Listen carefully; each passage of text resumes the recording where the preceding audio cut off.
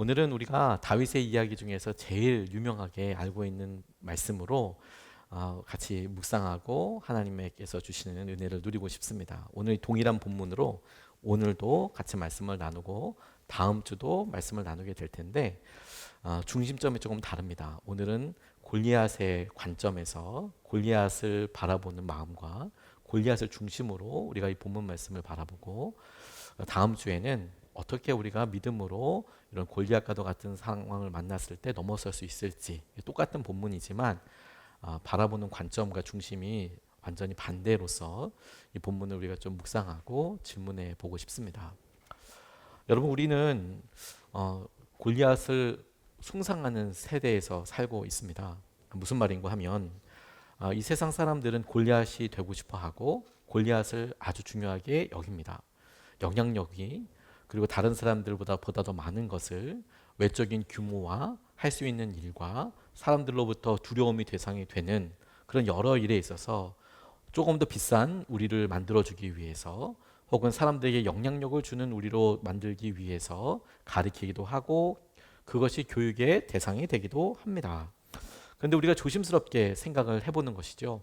오늘 골리앗과 다윗의 싸움에서 우리는 늘 우리 자신이 다윗의 입장이로고만 생각을 하지만 어느 순간에 우리의 모습과 우리의 삶의 중심과 기반이 골리앗의 모습과 닮아 있을 때가 의외로 많다라는 사실을 우리가 좀 오늘 이 본문 말씀을 통해서 질문해 보고 마주할 수 있으면 좋겠습니다. 다윗이 골리앗을 이기는 장면이야 다윗의 입장이라면 너무 좋겠죠. 하지만 실제로 여러분, 우리가 삶에서 경험하는 것은 우리를 위협하는 여러 사람들이 있는데, 혹시라도 이렇게 질문해 보지 않으셨습니까? 혹시 저들이 다윗이고 내가 골리앗은 아닐까? 우리 마음속에 갖고 있는 기준으로 생각해 보면 어느 순간에 우리가 암묵적으로 살아가고 있는 이 세상에서 보다 더 힘센 골리앗이 되기 위해서 노력하고 있는, 지향하는 삶을 살고 있는데 정작 그런 것은 아닐까 하는 것이죠.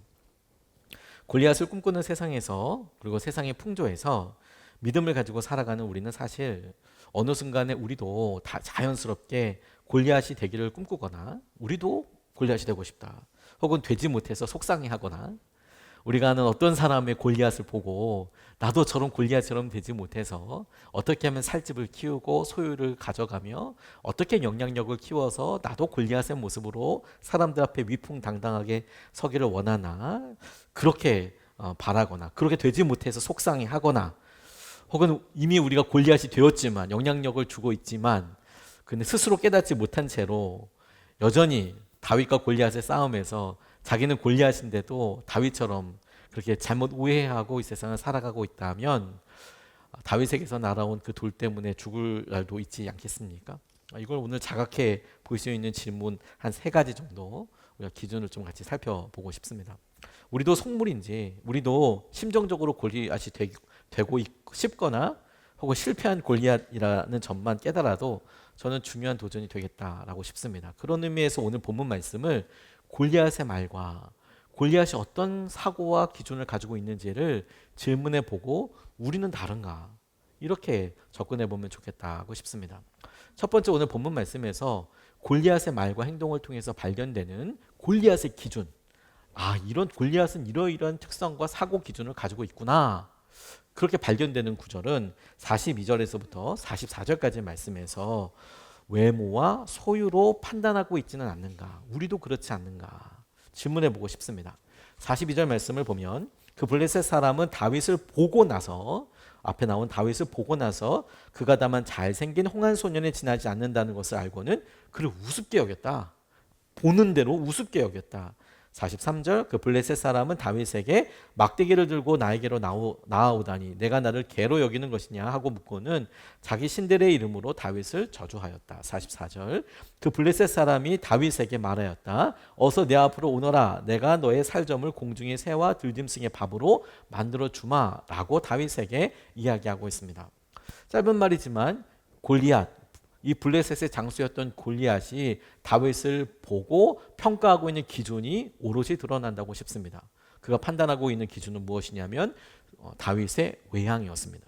그의 나이, 그가 보이는 모습, 어떤 무장 혹은 무기를 들고 있는지, 그리고 그가 나이는 몇 살인 것 같고 딱 봐도 그가 전쟁에 능한 사람인지 여러 번의 경험이 있는지 초짜인지 처음 나온 사람인지 골리앗이 지금 이 전투 1대1로 싸우기 위해서 대결하기 위해서 다윗 앞에 섰을 때에 그의 기준과 판단의 중심은 모습, 소유, 그가 보여지게 되는 외적인 평가가 중심이었습니다.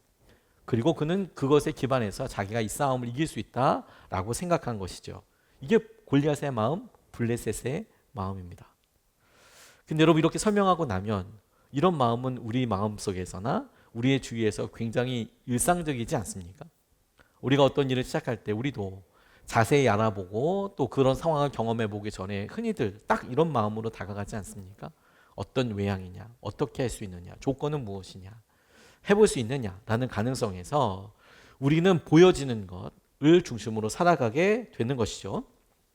물량주의와 수치들은 우리가 어떤 판단의 기준을 내릴 때 도움이 되는 것은 사실입니다. 물량주의가 무조건 나쁘다라고 말 게 아니라 그래서 누리게 되는 어떤 객관적인 수치나 접근 방법도 있는 면이 있다라고 싶습니다. 그런데 이것을 가지고 있는 위험성에 대해서 깨어 있어야 한다는 것이죠. 이것이 우리 삶의 중심이 될 때 놓치는 것은 없느냐? 왜냐하면 여러분 다시 한번 얘기하지만 우리는 온통 우리 시대는 골리앗에 환호합니다. 얼마나 많은 사람들 유튜브에 구독자를 가지고 있느냐? 거대한 골리앗이 되기를 원해요. 어떤 컨텐츠보다 어떤 영향력을 가지고 있느냐, 어느 대학 혹은 어느 직장 혹은 얼마만큼의 무엇을 가지고 있느냐를 따라서 골리앗이 그와 같은 골리앗이 되기를 원하고 박수를 보내고 있는 세상이거든요. 저는 이 골리앗의 정서, 골리앗의 마음은 우리가 속도의 개념과 아주 비슷하다라고 생각합니다. 속도란 단위 시간에 갈 수 있는 거리를 나타내는 것으로서 속도가 빠르다, 속도가 느리다 이렇게 보통 이야기를 하지요. 예를 들어서 자동차가 1시간에 얼만큼 갈 수 있느냐 그 가능성, 능력에 따라서 어떤 차는 시속 한 130, 150 정도면 벌써 이제 이론상으로 수치는 좀 뒤에까지 나가 있지만 한 150까지 달리면 맥시멈이라고 볼 만한 차들도 있고 어떤 차들은 200 혹은 310 이렇게 달리는 차들도 있습니다. 기준이 뭐냐면 1시간 안에 그 똑같은 거리를 얼마나 빨리 가느냐 그리고 사회적인 가치는 어떻습니까? 그 단위 시간, 그 시간에 얼마만큼 빨리 움직일 수 있느냐가 더 좋은 것이다라고 그렇게 평가합니다. 그래서 우리가 잘 알고 있는 일반적인 차량과 스포츠카로서 유명한 어떤 몇몇 브랜드를 보면 가격 차이가 10배 넘게 나는 경우들도 있지요.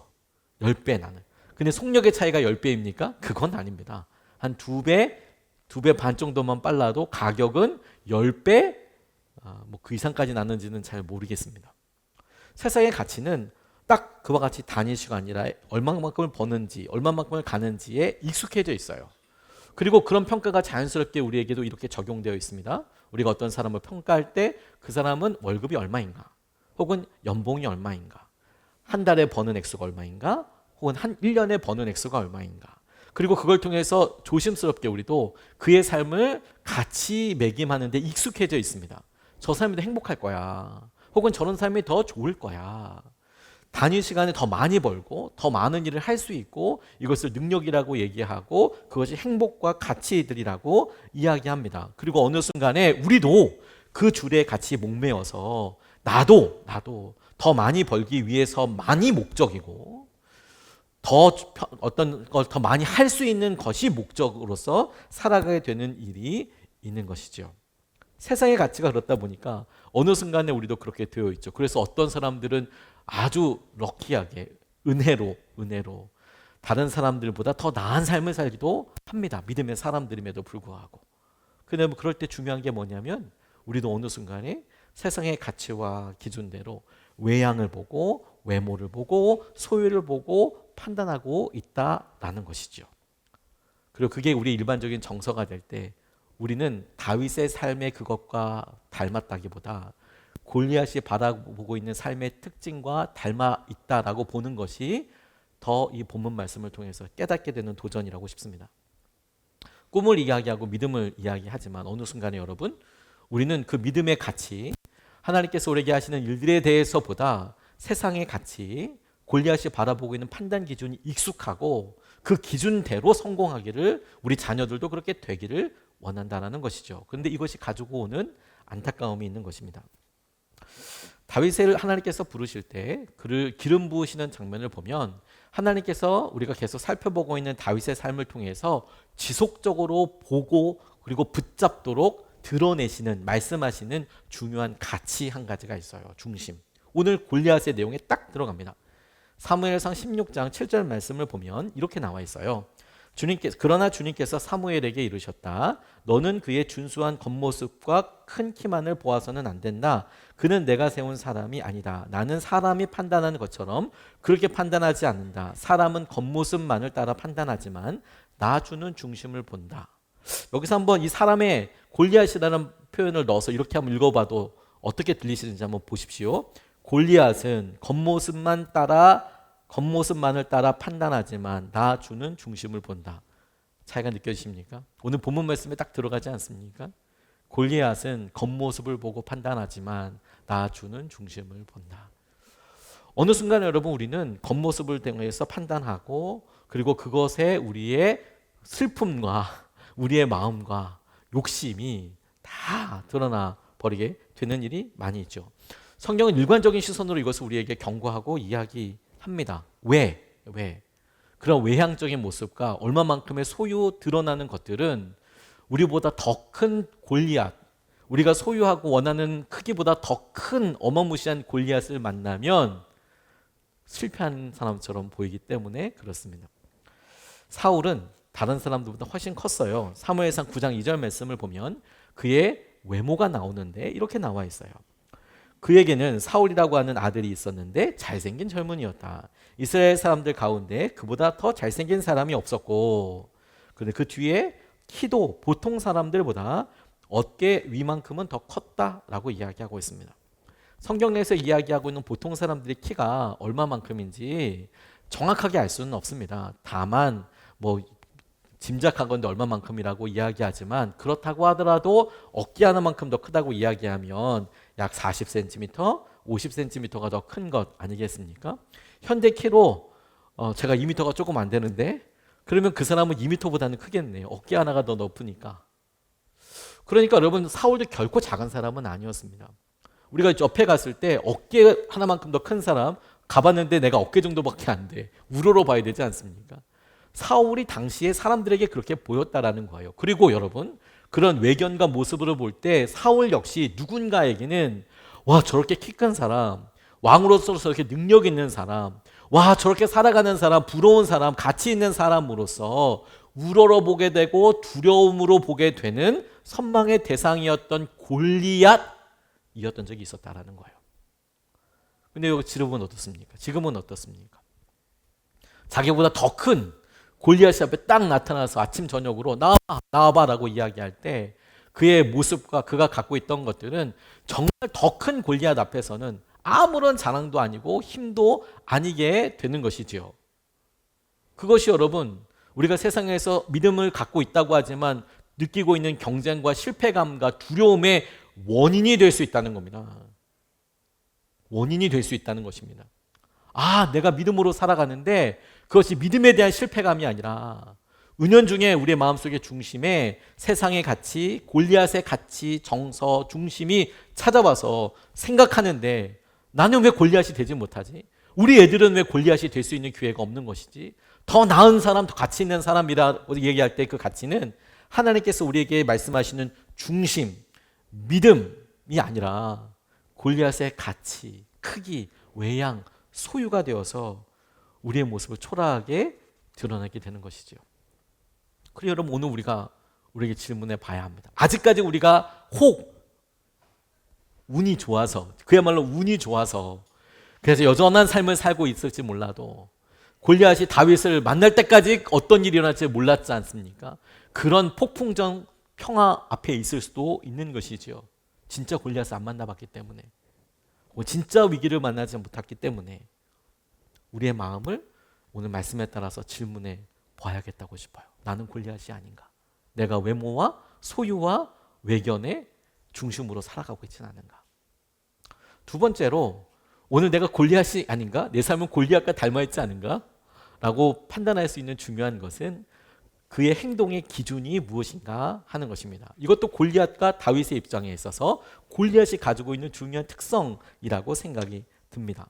다윗은 하나님께서 나를 움직일 수 있다라는 그 믿음에 의해서 움직이고 있는 것에 비해서 골리앗은 사실 그렇지가 않습니다. 43절 말씀을 보면 흥미로운 구절이 하나 있는데요. 43절 말씀에 보니까 그 블레셋 사람은 다윗에게 막대기를 들고 나에게로 나아오더니 네가 나를 개로 여기는 것이냐? 개가 동그라미가 아니라 그 다음 구절이에요.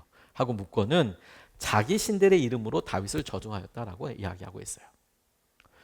골리앗도 보니까 자기 신들의 이름으로 저주하였답니다. 당시에 블레셋의 신은 다곤이라는 신이 있었습니다.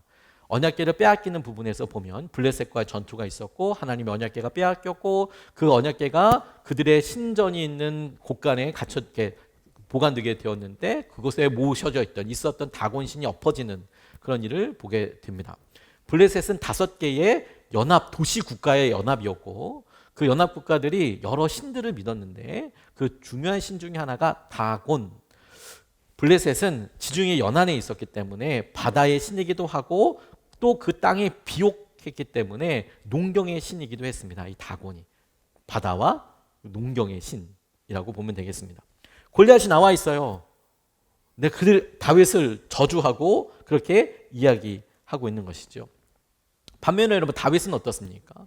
다윗은 이렇게 이야기합니다. 45절서부터 47절까지의 말씀을 보니까 이렇게 증거하고 있습니다.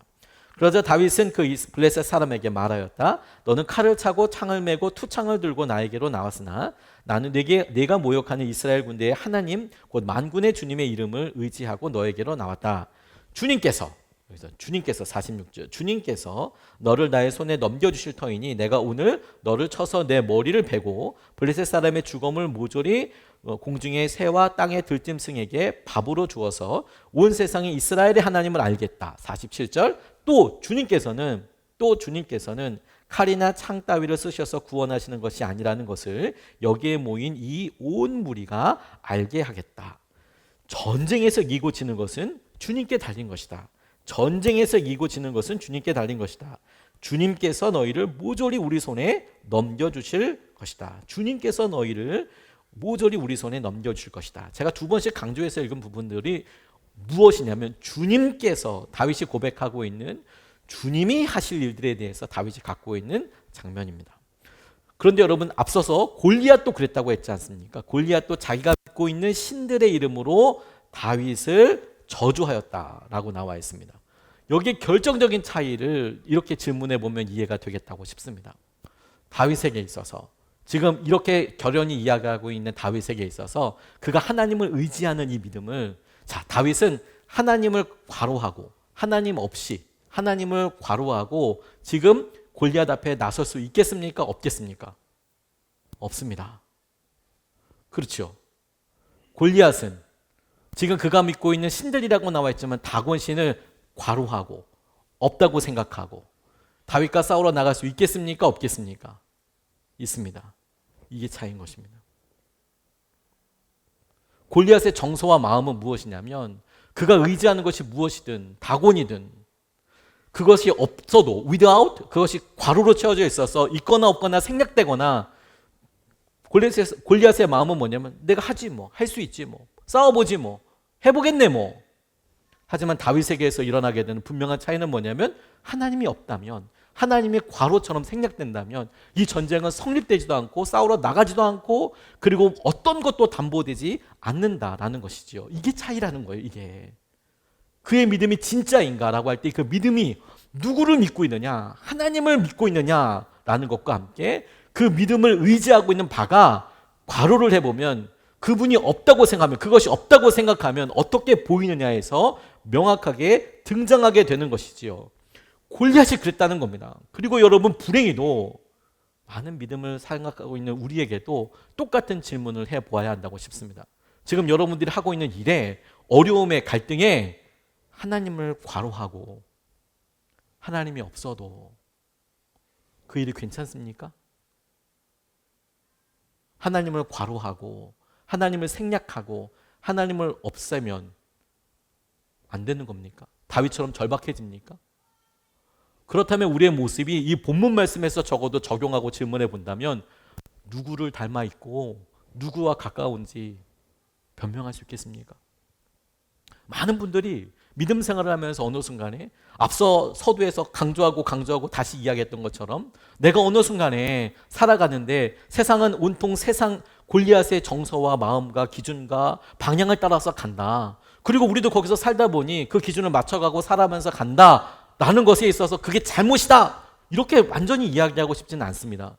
하지만 그런 마음을 가지고 살 때 우리의 진정한 우리의 마음의 중심을 지키고 믿음을 지키려고 할 때 우리가 의지적으로 믿음을 지키려고 할 때 그것을 더 깨어서 보고 고백하고 붙잡아야 한다는 것이지요.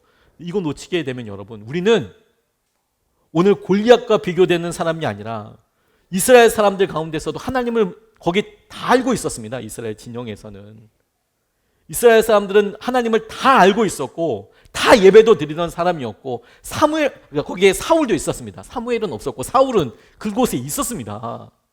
하나님을 모르지 않았습니다. 근데 그들의 삶의 전부는 무엇인지 아십니까? 하나님을 과로하고도 하나님이 없어도 혹은 하나님이 없다고 계신지 확신할 수 없기 때문에 움직이지 못했어요. 우리의 마음의 간절함과 마음을 그 주님 앞에 두어야 하겠다라는 것이죠. 어느 순간에 여러분 우리는 우리의 삶의 중심에서 하나님께서 나를 움직이실 수 있을까? 머리로는 그렇죠. 하나님 말씀하시면 다 움직일 수 있죠. 하지만 정작 우리가 한 주를 보내고 우리의 삶의 중요한 갈등과 어려움 앞에 섰을 때 하나님께서 우리에게 허락하신 약속의 말씀과 하나님께서 우리에게 주신 믿음이 우리 하나를 움직일 수 있던가, 한 걸음이라도 내디딜 수 있던가. 그러면 정말로 그것이 주님의 이름을 하고 움직일 수 있는지 없는지를 그냥 절실히 드러나는 것이죠. 그리고 우리의 삶이 하나님 없어도 할 수 있다. 많은 영역에서 하나님이 없어도 혹은 하나님이 개입하시면 더 곤란해진다라고 생각한다면 골리앗과 다를 바가 아무것도 없다는 것이죠. 그러면 어느 날 돌 맞고 죽는 거예요. 우리의 교만이 하나님 없음이 그런 안타까운 삶을 마주하게 되는 것이죠. 성경에는 골리앗과 여러 모습으로 비슷한 믿음의 사람이었던 그리고 그래도 죽을 때는 믿음으로 죽었던 사람 한 사람을 소개하고 있습니다. 여러분도 다 아는 사람입니다. 삼손입니다. 삼손. 저는 어렸을 때 가끔 이런 상상을 혼자 해보기도 했어요. 골리앗이랑 삼손이랑 싸우면 누가 이길까? 객관적인 전력을 비교할 수는 없습니다. 왜냐하면 골리앗은 그 외모가 몇 척이고 투구를 들었고 이렇게 나왔는데 그가 실제로 전력에서 전적 몇 승 몇 패 이런 것처럼 삼손은 1000대1로 싸우고 낙이 뼈다귀 가지고 사람들 죽이고 이런 거 나오지 않습니까? 그 전적이 화려해요. 근데 또 삼손은 외모에 대해서 나오진 않았어요. 그러니까 키가 얼마나 크다, 힘이 얼마나 세다 이런 묘사는 또 없어요. 그래서 우리가 보통 권투 경기나 스포츠 경기를 보면 키가 몇이고 리치가 얼마고 몸무게가 몇인데 그래서 서로 비교할 수 있는 것은 없습니다. 외모로 비교할 수 있는 것은 적어도 삼손이 골리앗보다 나았다고 할 수 있는 것은 딱 하나 있긴 해요. 뭐냐면 머리는 길었을 것 같아요. 머리는 확실히 더 길었을 것 같아요. 그거 외에는 따로 객관적으로 비교할 것은 없습니다. 삼손 하나님 알았을까요? 몰랐을까요? 잘 알고 있었겠죠. 그는 사사였습니다. 그런데 어느 순간에 삼손이 하나님과 그리고 하나님과의 약속이 그의 행동의 중심이 되지 않았습니다. 그의 삶에서 어느 순간에 과로가 쳐졌어요. 하나님과 하나님의 약속에 과로가 쳐졌어요. 왜? 그가 힘이 있었고 영향력이 있었고 어느 순간에 블레셋 사람들에게 그는 골리앗처럼 보였습니다. 블레셋 사람들에게 이스라엘 자기 동료들한테 삼손은 전쟁 싸움 났다 하면 1대 1000으로 나가서 이기고 오고 그 엄청난 그런 전력이 있어서 두려움의 대상이었습니다. 골리앗이었습니다. 골리앗. 근데 그의 삶에 그런 승리가 오히려 반복되고 그의 삶에 여러 승리들이 경험되고 당연한 것으로 이루어질 때 놀라운 것은 뭐냐면 어느 순간에 그의 삶을 가로지고 있었던 중심이었던 하나님을 과로하고 하나님이 없다고 생각하고 without 쫙 제해도 그는 살 수 있다고 생각했어요. 실제로 불행하게도 그는 하나님을 온전히 의지하지 못하는 상태에서도 승리를 하기도 했습니다. 그게 삼손의 비극입니다. 어느 순간에 머리를 잘렸어요. 그의 머리는 그가 태어날 때부터 하나님께서 특별하게 선택하신, 성별이라고 하는데 선택하신, 성별하신 하나님의 사람이라는 뜻이었습니다. 하나님을 위해서 들려진 사람이라는 의미였습니다. 태어나자마자 머리를 한 번도 안 자르고 자랐습니다. 그것은 그가 여전히 하나님의 약속과 말씀을 지키고 있다는 것이고 그 안에서 살고 있다는 증거이기도 했습니다. 근데 그것이 잘라지자마자 어떻게 됐습니까? 삼손에게 갑작스러운 근손실이 일어나서 힘을 못 쓰게 된 것도 아니고 삼손의 다른 것이 바뀐 것도 아니고 머리 하나 잘랐습니다.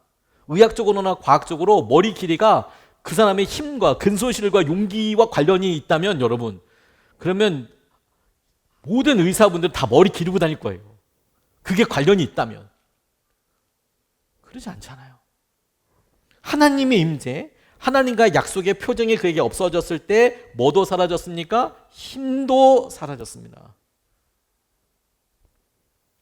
우리가 믿음 생활하면서 하나님께서는 분명히 말씀의 능력을 약속하시고 하나님 함께 하시는 사람에 대해서 주신 놀라운 은혜가 있음에도 불구하고 여전히 그 약속의 말씀이 우리에게 실제가 되지 않고 왜 이렇게 힘들까라고 이야기한다면 약속과 말씀과 하나님께서 잘못된 것이 아니라 우리가 어느 순간에 우리의 삶에 골리앗처럼 다곤이 있거나 말거나 내 힘으로 한번 해보지, 똑같이 하나님이 계시거나 안 계시거나 우리의 삶에 어느 순간에 하나님의 괄호 안에 들어가 계신 분이 되시는 것이죠. 그래서 그 하나님이 실제로 우리 삶을 주장하시고 이끄셔서 우리의 발 한 걸음에도 움직이고 이끌어 가시는 게 없기 때문에 능력을 경험하지 못하는 것이죠. 그런 여러분, 오늘 우리의 삶을 다시 한번 질문해 봐야 하는 거예요. 여러분들의 삶은 골리앗에 가깝습니까? 다윗에 가깝습니까? 그리고 내 삶에 하나님을 과로하고도 하나님을 생략하고도 이루어지는 것이 많다면 조심스럽게 조심해야 한다는 거예요. 내가 골리앗과 많이 닮아 있는 거구나. 세 번째로, 우리가 죄된 세상에서 살기 때문에 어쩔 수 없이 겪게 되는 운명이기도 하고 우리 현실이기도 한 세 번째 중요한 것은 우리는 가만히 놔두면 골리앗이 된다는 것입니다. 세월만 지나도 골리앗이 됩니다. 인정하기 싫지만 얼마만큼의 큰 골리앗이 되냐 안 되느냐의 문제이지 시간이 지나면 우린 너무 자연스럽게 이 세상을 살아가면서 어느 순간에 골리앗이 됩니다. 그리고 우리가 골리앗이 되었다라는 사실을 어떻게 알 수 있느냐? 우리 주위에, 우리 관계에 어느 순간에 다윗과 같은 사람이 많이 보이는 거예요. 우리 주위에. 좋은 의미든 나쁜 의미든 나의 의견을 잘 들어주지 않는 직장 안에서의 여러 관계들이나 혹은 나랑 같은 친했지만 후배들이나 아주 성공하고 있는 사람들이나 갈등에서뿐만이 아니라 부러움이나 여러에서 다윗과 같은 사람들이 많이 보이는 거예요. 그래서 힘들고 어렵고 갈등에 대해서 기도하게도 되지만 그런 순간에 한번 생각해 봐야 되는 거예요. 혹시 내가 골리앗인가? 내 주위에 다윗이 많네. 그럼 내가 골리앗인가? 이거 질문해 봐야 한다는 거예요. 48절과 49절 말씀입니다. 드디어 그 블레셋 사람이 몸을 움직여 다윗에게 점점 가까이 다가오자 다윗에게 점점 가까이 다가왔습니다. 다윗은 재빠르게 그 블레셋 사람이 서 있는 대열 쪽으로 달려가면서 주머니에 손을 넣어 돌을 하나 꺼낸 다음 그 돌을 무림매로 던져서 그 블레셋 사람의 이마에 맞추었다. 골리앗이 이마에 돌을 맞고 땅바닥에 쓰러졌다.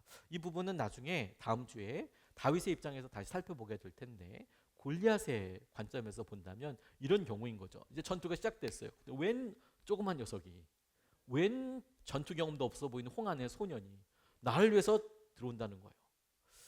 이런 표현이 너무 좀 과격하다고 싶지만 개기는 거예요. 죽겠다고 뛰어오는 거예요. 대드는 거예요. 그런 상황이 지금 대들어요. 지금 갈등의 상황 아니고 전쟁 상황 아닙니까? 갈등이 일어나는 거예요. 아니 저게 진짜 싸우겠다고 대들어요. 지금 옮기는 거예요. 이게 지금. 그래서 골리앗의 입장에서 얼마나 황당해했어요. 와, 이거 하루 강아지 법무서인지도 모르게 이거 어떡하지? 라는 마음과 생각이 들겠죠. 아직 전쟁 정이고 아직 돌맞기 전이니까 골리앗의 마음에서 생각해보면 딱 그까지만 우리가 생각해보면 여러분, 아니 얘가 뭘 믿고 이렇게 이러는 거예요. 도대체 진짜 그런 사람이 주위에 있는 거예요. 그럴 때는 당연히 여러분 우리가 믿음의 사람으로서 기도해야 합니다. 이 관계가 순적하게 지혜롭게 해결되고 풀어지도 당연히 기도해야 합니다. 그리고 조심스럽게 하나님께 조심스럽게 질문해 봐야 해요. 하나님, 혹시 제가 골리앗입니까? 이걸 대놓고 물어보면 무서운 게 만약에 하나님께서 응 이렇게 대답하시면 진짜 곤란하거든요. 아, 내가 골리앗이요. 그럼 주님 전 돌 언제 맞습니까? 이렇게 조심스럽게 하는 제가 혹시 골리앗처럼 살아가는 거 아닙니까? 왜냐하면 여러분, 우리가 어느 순간에 나이가 조금씩 들고 아이들이 점점 자라면서 어떻게 익숙해지냐면 우리는 스스로 갑의 위치가 좋다는 것을 알아요. 갑의 위치에 있기를 원합니다. 결정하는 자리에 있기를 원해요. 보고하는 자리보다 보고받는 자리가 좋아요. 사람들에게 명령을 내리는 자리가 좋고 권리를 찾는 거 좋고 그런 일들 중에 자연스럽게 골리앗에게서 보이는 특징이 우리에게도 드러나는 것이죠. 그런 특성이 있는 사람을 다 골리앗이라고 할 수는 없습니다. 어떻게 그럴 수 있어요? 그건 아니죠. 그런데 여러분, 적어도 우리의 마음의 어떤 부분은 골리앗을 닮아서 동화되고 있거나 골리앗을 닮아가고 있거나 혹은 골리앗을 닮고 싶어 하고 있다는 것을 우리의 마음속에서 발견할 수 있는 것이죠. 이게 무섭다라는 거예요. 골리앗이 되어가고 있거나 골리앗을 닮고 싶어 한다고요. 저는 이것이 저와 여러분들이 반드시 가져야 될 생각이란 중요한 기준이라고 생각합니다. 말씀을 준비하면서 이건 기성세대가 가져야 할 가장 중요한 일이라고 싶어요. 자신의 부족함을 쫓아서 스스로 다윗의 자리로 나가지 않으면, 의지적으로 계속해서 그렇게 깨어있지 않으면 다른 사람들이 보기에 우리는 어느 순간에 골리앗 혹은 꼰대가 되어 있을 가능성이 99.9%이겠습니다. 학생들한테 따로 그런 거 알려주지 않아도 여러분, 저학년이었을 때 애들 고개 숙이고 학교 잘 다닙니다. 어깨 부딪혔다고 속상해하지만 하지만 고학년이 될수록 어깨라도 부딪히면 학년과 나이부터 생각합니다. 저거 몇 학년이야? 저 몇 살이야 저거? 어깨빵?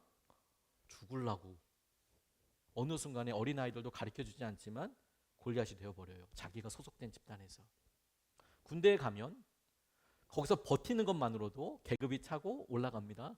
그러면 신병 때는 빡빡 긴다고 합니다. 뭐 누가 뭐라고 그래도 다 그냥 빡빡 기지만 1년만 지나고 나서 상병 달기 시작하면 그의 말에 권세가 생기기 시작하면서 어느 순간에 골리앗으로 변해가기 시작합니다. 본인이 된 거는 1년 견딘 건데 어느 순간에 골리앗이 되어갑니다. 자연스럽게 여러분, 우리가 결혼할 때 우리 자녀들 앞에 섰을 때, 결혼했을 때 우리는 장인, 장모, 시어머니, 시아버지로 어느 순간에 골리앗이 되어갑니다. 내가 영향력을 조금 말을 해가게 됩니다. 그거에 익숙해집니다. 왜 쟤는 저렇게 하지 않아? 라고 이야기하게 됩니다. 하다못해 동호회에서나 혹은 교회에서도 오랜 기간을 있었을 때 우리 자신이 자각하고 있는지 아닌지의 여부를 떠나서 우리는 누군가에게 골리앗처럼 보여지는 대상이 될 수 있습니다. 그리고 그럴 가능성은 99.9%입니다. 제가 이런 모습을 최근에 안타깝게 깨닫게 된 것은 페이스북을 보다가 깨닫게 됐습니다. 저는 페이스북을 자주 하진 않고 예전에 코로나 때문에 여러 선교적인 목적 때문에 나눔 그리고 그다음에 우리 성도님들한테 어떤 말씀 전하는 어떤 메시지로서 페이스북에다 글을 올리곤 했는데 요즘 진짜 가끔씩 들어봅니다. 그러면 이렇게 어떤 질문 같은 게 왔는데 너무 오래 지나 있어서 답을 주기 애매한 경우들도 좀 있어요. 알림 꺼놓고 있으니까. 근데 제가 제 모습 속에 골리앗을 마주하게 됐던 것은 뭐냐면, 들어갔더니 교제하는 여러 목사님들이 이런 일도 하시고 저런 일도 하시고 너무 기쁘고 감사하죠. 사실 조금 샘도 나고 그래요. 근데 그건 전 이상하다고 생각하지 않아요. 그런 보는 샘 날 수도 있지 않습니까? 교회가 그렇게 부흥하고 어떻게 됐고 뭘 했고 너무 귀하죠. 샘이 조금 나요. 근데 제가 너무 의외였던 제 마음을 저 스스로 부끄럽지만 턱 들켜버리고 여러분 앞에 나누는 게 뭐냐면, 제 마음이 속상하고 힘들었던 것 중에는 잘 되고 부흥하는 교회들만이 아니라 새로 개척되는 교회, 후배들, 교회를 개척해서 잘 은혜롭게 부흥하는 거예요. 저도 그 길을 경험했고 너무 행복했고 너무 좋았는데 어느 순간에 보니까 저는 이제 개척 8년 차이고 저희 교회에 여러 은혜도 있었고 건물도 혹은 이런 좋은 성도님들과 함께 신앙생활하는 것도 하나님이 참 많은 것을 주셨는데 이렇게 보다 보니 개척교회에, 어느 장로교회에, 어느 뭐 감리교회에 이렇게 해서 이런 부분이 있었다라고 보는데 그게 그냥 좋다가 아니라 어느 순간에 마음속에 불편한 거예요. 그럴 이유가 전혀 없잖아요. 잘 되는 거잖아요. 좋은 거잖아요. 하나님이 하시는 일이잖아요. 그러니까 제가 샘나고 뭐 이런 것들의 같은 영역이 똑같지 않구나라는 것을 제 마음속에 들켜버리게 됐습니다. 부끄럽지만 난 수준이 이만큼이구나. 이게 안 되는 거구나. 어느 순간에 바뀌어져 있더라고요. 어느 순간에 골리앗의 자리가 가 있게 되더라고요. 요셉 벤 엘리제르라는 분이 있었습니다. 이분은 유태인이었고 폴란드에서 자랐습니다. 유태인 부모 밑에서 자랐기 때문에 당시 전쟁이 일어나고 불과 3살이었을 때부터 도망 다니기 시작했어요. 부모로부터.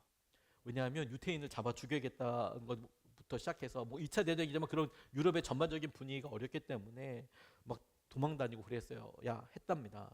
히틀러 청년 근위대가 행진하는 모습, 어렸을 때였는데, 그런데 어린 요셉이 이렇게 알아들을 수 있을 정도의 노래를 부르고 있었는데 그 노래 가사가 뭐였냐면 독일어로 유태인의 피가 우리 칼에 흐를 때 이걸 노래를 부르면서 행진가로 노래 부르면서 다녔다는 거예요. 3살짜리 애가 얼마나 무서웠을까요? 우리나라 나이도 지금은 3살이고 예전 나이로 한 5살 정도 되겠죠. 근데 그게 너무 인상적이어서 두려워서 기억하더라는 겁니다.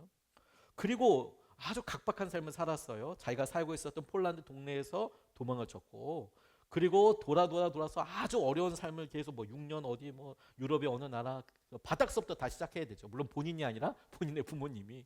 그러니까 얼마나 힘들었겠습니까? 39년에 또 전쟁이 터지고 독일군이 또 점령하고 또 숨어 있어야 했고, 그때는 정말 아주 심각해서 누가 찾아오면 없다고, 여기 사는 사람 없다고 소리도 못 낼 만큼 안네 프랑크의 일기처럼, 안네의 일기처럼 숨어서 살아는 그런 삶도 꽤 오랜 동안 지났고, 지나가다가 군인들한테 걸려서 아버지랑 형이 막 구타당하는 일을 보기도 하고, 자기 눈앞에서 아무 이유 없이 유대인이라는 것 때문에. 그래서 그렇게 막 여러 살다 기적적으로 1943년에 팔레스타인으로, 지금 이스라엘 땅, 그때 당시에는 팔레스타인이 그걸 전체 다 이렇게 하고 있었는데 팔레스타인이라고 불리는 땅으로 숨어 들어갈 수 있었습니다. 그리고 그곳에서 유대인들을 많이 만났어요. 그런데 또 전쟁이 계속 이어졌어요. 그리고 영국의 신탁 통치가, 지금 이스라엘 땅에 영국 신탁 통치가 시작되었습니다. 그것 때문에 지금도 여전히 어려움의 결과들을 우리가 보고 있습니다. 그리고 본인도 그때 정도 지나고 나니까 나이가 어느 정도 됐고 군인으로 입대할 수 있었습니다. 그래서 람나와 롯 지역 작전 수행을 하게 되었을 때 자신의 부대는 팔레스타인 사람들에게 몇 시간 안에 이 지역 떠나라고 얘기했다는 거예요. 이제 군인이 됐어요. 떠나라, 이제 떠나라, 몇 시간 안에. 근데 참 너무 아이러니하게도 떠나게 냅두는 게 아니라 떠나는 사람들을 붙잡아 놓고 그들을 폭행하기도 하고 그들의 재물을 뺏기도 하고 증오심으로 공격하는 사람들도 부대원 가운데 있었다라는 겁니다. 그래서 팔레스타인 사람들이 죽음을 당하기도 하고요.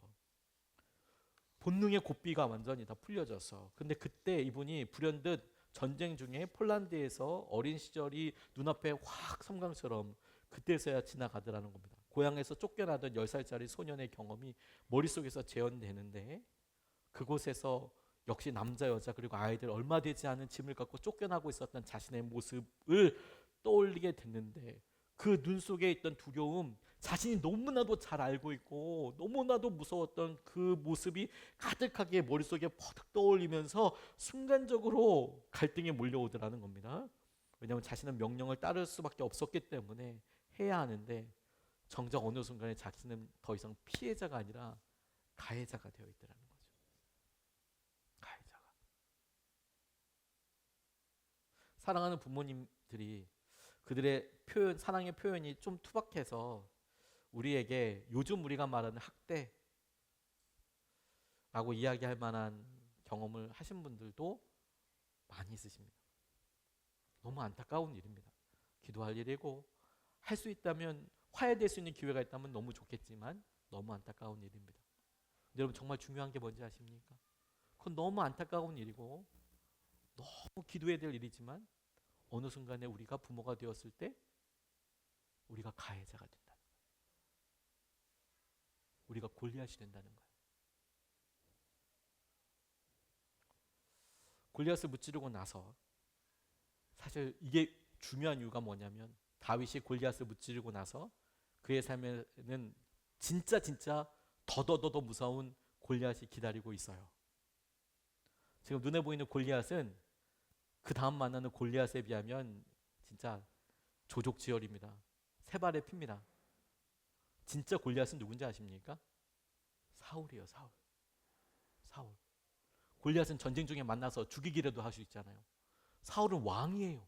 장인어른이에요. 군대도 이렇게 해요. 자기 죽이겠다고. 그 사람이랑 지금은 외모만 구분돼서 그래 골리앗 외모만 구분되지만 가진 것, 영향력, 군대, 능력, 경험, 가치 다윗이 사울보다 나설 수 있는 게 하나라도 있습니까? 없습니다. 근데 그의 중심이 앞서서부터 외모, 소유, 능력 그러면 그 또한 비극이죠. 그의 삶에 과로를 쳐놓고 하나님 없으면 끊임없이 죽음이죠. 근데 진짜 무서운 건 뭔지 아십니까? 그렇게 시간이 지나고 났을 때 더 무서운 골리앗이 있을 뿐만 아니라 시간이 더더더 지나고 나니까 다윗이 왕이 됐다는 거예요. 그가 적어도 누군가가 보기에는 골리앗처럼 보이는 결과에 이르게 됐다는 거예요. 여러분 이 설교에 우리가 중심을 놓치면 안 됩니다. 골리앗과 같은 결과 그런 영향력이나 그런 것을 가치 없다고 이야기하는 것이 결코 아닙니다. 그런데 여러분 어느 순간에 다윗도 왕이 됐어요.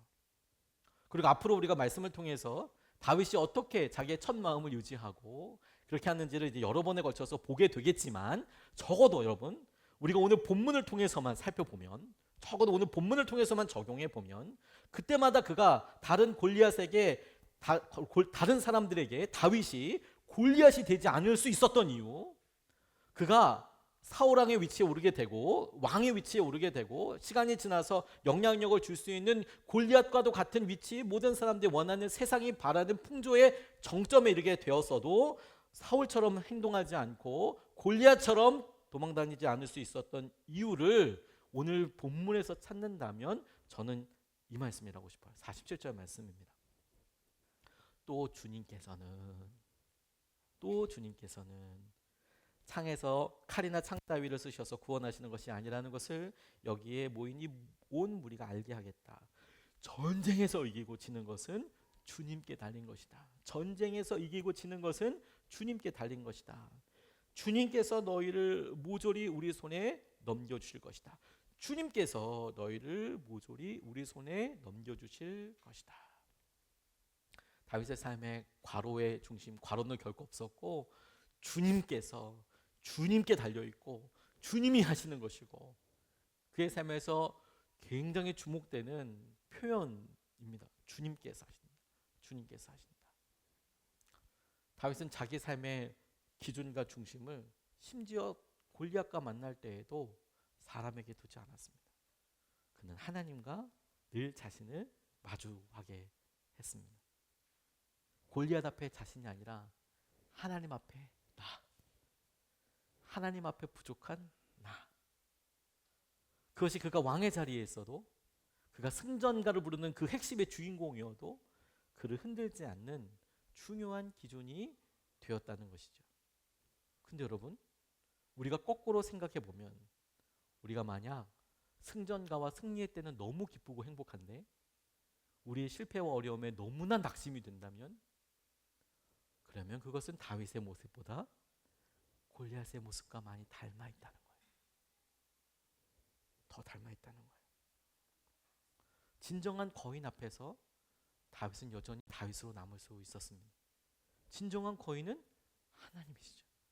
하나님 앞에 있을 때 그가 다윗으로 남을 수 있었어요.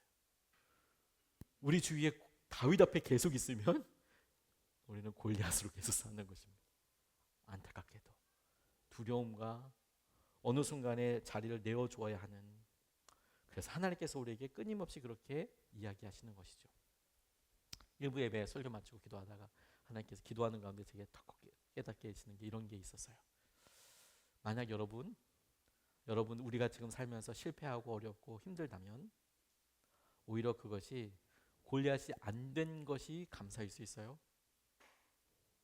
골리앗이 아니기 때문에 여전히 다윗으로 억지로도 살 수 있지만 우리가 진짜 성공하고 그랬을 때 골리앗 되어 있을 때가 오히려 더 우리에게 자승자박일 수 있어요. 골리앗이기 때문에 돌 조심해야 되는 거예요. 다윗에게. 아니 하나님의 말씀의 심판을 더 마주해야 되지 않겠습니까?